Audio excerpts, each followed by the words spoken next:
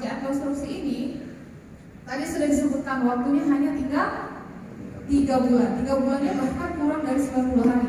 Kalau tepat pakai per hari ini itu kurang dari 90 hari. Dan itu harus dikejar ya. Memang mau tidak mau, mohon maaf ini Bapak Ibu sekalian, ini memang kebagiannya di tahap 4 yang mana waktunya hanya tinggal 3 bulan gitu ya. Jadi kita kerjasama, tolong di progresnya di lapangannya pun dikebut gitu ya, dengan tidak tetap mengacu pada peraturan yang ada. Terus setelah pelaksanaan nanti ada itu pasca konstruksinya gitu ya. Lanjut, mungkin bisa di-fullin aja ini.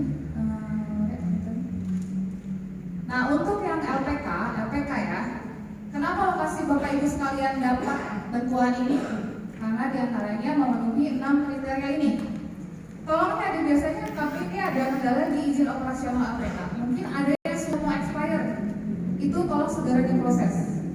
Yang sudah mau expire ya, maksudnya masa berlakunya sudah mau habis, tolong segera diproses ke kantor Kemenag. Nanti kami juga minta bantuannya kepada kantor Kemenag ya, untuk memproses NSPP atau izin operasional LPK yang menuju expire gitu ya. Kemudian lahan minimal 60 meter persegi dan ini harus dilengkapi dengan sertifikat ikrar wakaf atau wirid. Sudah ada semua ya Bapak Ibu ya? Sudah dipastikan sudah ada? Oke. Kemudian ada sumber air bersih, karena yang namanya pembangunan WC tidak mungkin kita bangunkan kalau tidak ada airnya. Nah, jadi gelontorannya pakai apa ya? Dibersihkannya pakai apa? Kemudian siswa atau santrinya minimal 30 per gender. Mau santriwati atau santriwan itu masing-masing harus 30. Misalnya mau bangun WC santri laki-laki, berarti santrinya minimal 30. Mau bangun santri untuk perempuan, minimal santri perempuannya ada 30. Nah, kemudian ada juga pada saat jadi kita ke lapangan, Bapak Ibu sudah tahu, sudah pernah disurvei oleh kami, emang harus ada ininya, kondisi existingnya memang tidak mencukupi. Misalnya ada 100 santri tapi WC hanya ada 3 bilik, itu kan tidak memenuhi ya secara kebutuhannya ya. Kemudian diutamakan memiliki badan air penerima untuk limbah buangan, karena kita akan membuang air, jadi harus ada saluran buangannya. Lanjut. Kemudian untuk yang pembangunan LPK itu kurang lebih gambarnya seperti ini ya Bapak-Bapak, mungkin ya nanti ada bayangan yang seperti apa sih yang akan dibangun. Kenapa sih harganya untuk WC aja fantastis sekali 200 juta rupiah itu hanya untuk WC. 200 juta mungkin sudah bisa bangun kopong atau bangun kelas sebetulnya untuk dengan harga 200 juta. Tapi kenapa PUPR anggarkan 200 juta untuk bikin WC? Karena begini, jadi tidak hanya WC-nya saja, jadi dia ada bangunan pengolah air limbahnya atau kita sebut dengan IPAL ya. IPAL-nya itu kurang lebih, kalau mungkin di tempat lokasi Bapak Ibu sekalian itu namanya kita suka dengan septic tank. Ya, septic tank. Nah, ini besar karena memang MCK-nya juga banyak biliknya, penggunanya juga santrinya banyak, jadi pengolahannya juga harus besar gitu, infrastrukturnya. Ya, nanti ada 6 bilik tuh. Ada satu untuk yang mungkin nanti beda lagi. Ada yang mungkin, nanti tolong dikonfirmasikan ya. Ini ada yang mungkin, ada yang non mungkin, ada yang perempuan, ada yang laki-laki, beda desain. Gitu. Jadi kurang lebih nanti akan kita bangunkan itu adalah MCK-nya, kemudian ada toren dan powernya dan IPAL-nya. Jadi ada 3 ya, 3 bangunan utama. Lanjut. Nah, untuk anggarannya di Jawa Barat ini 200 juta per unit, bukan 300 atau 400 ya. Kecuali lokasi kitanya ada di Papua itu bisa di 400 juta per unit karena memang materialnya sudah mahal. Kemudian apakah alokasi anggarannya bebas? Tidak, itu sudah ada patokannya semuanya. Minimal 65% itu untuk material. Kemudian 30% maksimal untuk upah. Kemudian ada 5% untuk operasional. Operasional itu apa saja sih? Nanti kan Bapak Ibu sekalian akan ada rembuk dan sebagainya. Itu di operasional ini. Kemudian ongkos ke bank nanti ngambil uang itu dari biaya operasional ini. Kemudian nanti lanjut. Untuk penganggaran dan sebelumnya lagi, maaf.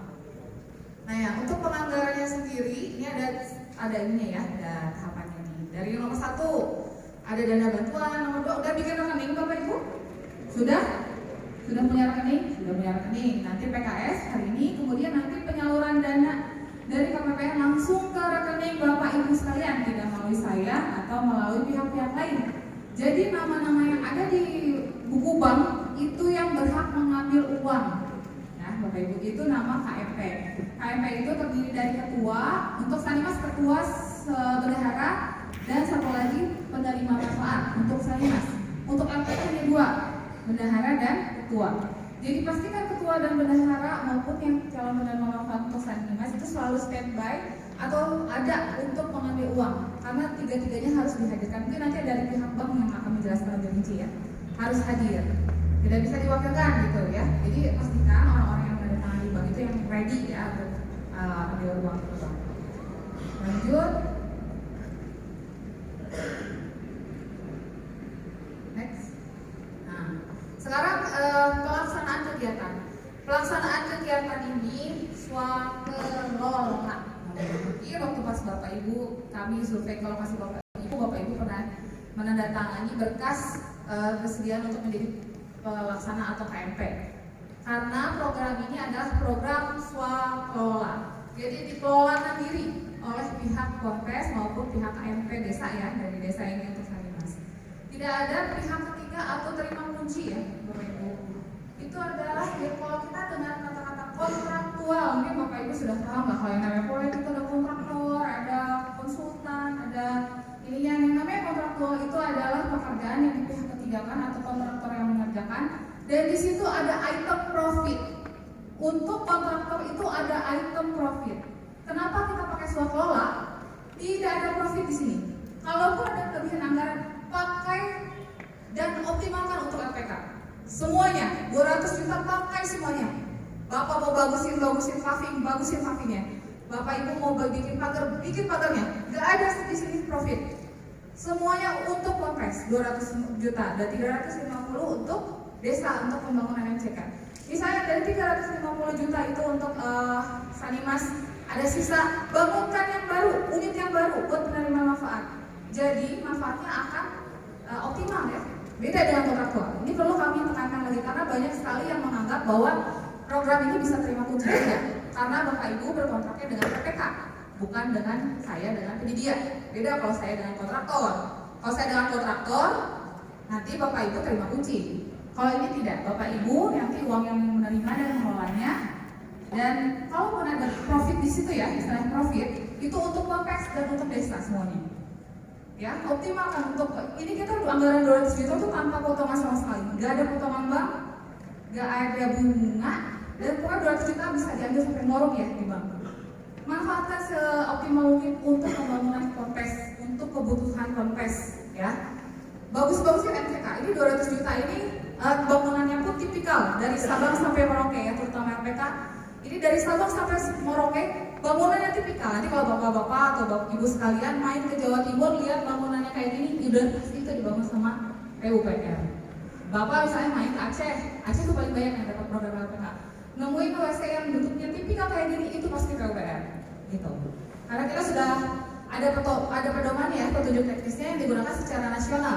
Prototipenya sudah sama bentuknya. Lanjut. Nah untuk struktur organisasinya, jadi memang program ini itu dari Menteri PUPR ya, mungkin yang Menteri PUPR yang viral itu ya, Bapak Ibu paham suka lihat gitu ya, itu Pak Basuki. Jadi memang ini pun programnya khusus mana atau arahan dari Pak Ma'ruf Amin selaku Wakil Presiden pada periode ini. Nah dari Kementerian PUPR itu turun ke Direktorat Sanitasi. Kemudian nanti kami di sini adalah BPPW sebagai pelaksananya.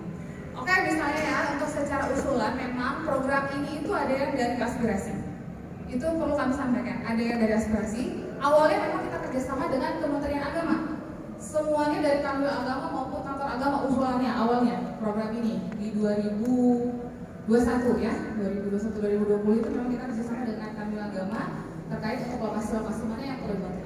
Tapi memang untuk di 2 tahun 3 tahun belakangan ini memang karena tahun-tahun politik sudah menjadi aspirasi adalah menjadi prioritas gitu ya sebutannya. Jadi aspirasi ini menjadi prioritas untuk usulan. Tapi itu hanya usulan. Pelaksana kembali lagi kami tegaskan, pelaksana adalah KMP. Gitu ya. Kalau pihak itu pengusul namanya. Kalau pelaksana adalah KMP dan nanti dengan saya kontraknya PPK. Begitu ya. Perlu kami tekankan. Lanjut.